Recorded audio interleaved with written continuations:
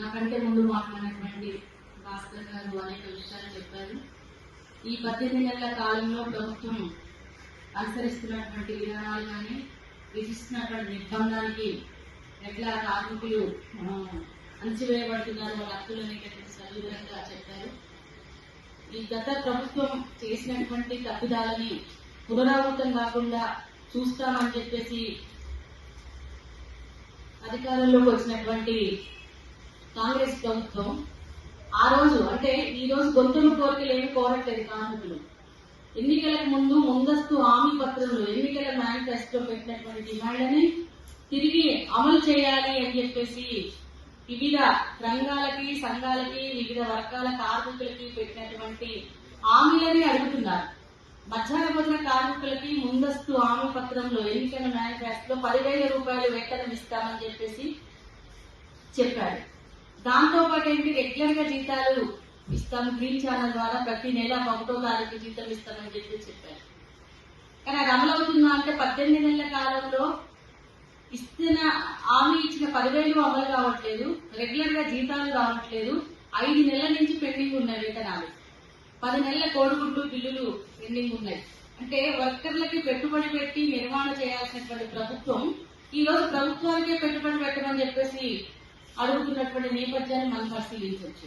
మేము పెట్టలేమయ్యా బాబు, మా సమస్యలు పరిష్కరించండి, 10 నెలలు అంటే మేము అప్పులు చేస్తున్నాం, మా పిల్లలు ఎల్లగొడుతున్నారు, వడ్డీలు కట్టడానికి ఇబ్బంది పడుతున్నామంటే కూడా వినకుండా నిర్బంధం సరి చూసినటువంటి నిన్న చూసినటువంటి సంఘటన మనకు అర్థమవుతుంది.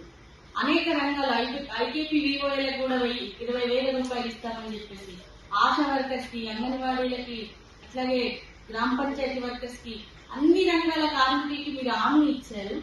ఆ హామీ ఏదైతే ఉందో దశల వారికి అమలు చేసేటటువంటి కృషి చేయాలి తప్ప ఈ ప్రజాపాలన అని చెప్పినటువంటి ప్రజా పాలనలో ప్రజాస్వామ్యం కానీ ప్రజా హక్కులు, కార్మికుల హక్కులు ఈ రోజు మొత్తం కూడా హక్కులని అరించి వేసేటటువంటి పరిస్థితి ఉంది. ఈ అరించి వేసేటటువంటి పరిస్థితి వస్తే సహించం అనేది ఈ రోజు ప్రెస్ మీట్ ద్వారా చెప్పదలుచుకున్నాం. ఎందుకంటే గత ప్రభుత్వాలు కూడా ఒక నియంతృత్వంగా కనీస కార్మికుల సమస్యలు వినడానికి కూడా నిరాకరించినటువంటి ప్రభుత్వాలు గత ప్రభుత్వాలు. మరి ఈ ప్రభుత్వం ఏం చెప్పేసి అందుకు భిన్నంగా నేను పరిపాలన చేస్తానని చెప్పేసి ప్రజాపాలన అని చెప్పేసి నాకు ఒక పేరు పెట్టాను. మరి ప్రజాపాలనలో ప్రజా సమస్యలు వినడానికి టైం లేకపోతే ఎట్లా, ఆ పరిష్కార మార్గాలు ఎట్లా దొరుకుతాయని చెప్పేసి మేము ప్రశ్నిస్తున్నాం. అందుకోసమే పేరుకు ప్రజాపాలన పెట్టి ఆచరణలో ప్రజాస్వామ్యాన్ని కూలి చేసేటటువంటి పరిస్థితి ఉంటే కార్మిక వర్గ ఆగ్రహానికి గురి కావాల్సి వస్తుంది. గత ప్రభుత్వాలకు పట్టినటువంటి గది పడుతుందని చెప్పేసి ప్రెస్ మీట్ ద్వారా హెచ్చరించదలుచుకున్నాం. ఎందుకంటే ఈ రోజు మొత్తం కూడా మహిళలు, ఆ మహిళలు ఎంత ఇబ్బంది పడుతున్నారు. 2,000 చిరు వేతనాలు, వాళ్ళకి చిన్న వేతనాలు, ఈ పెరుగుతున్న ధరలకు అనుగుణంగా వాళ్ళ వేతనాలు సరిపోక అనేక ఇబ్బందులు పడుతున్నారు.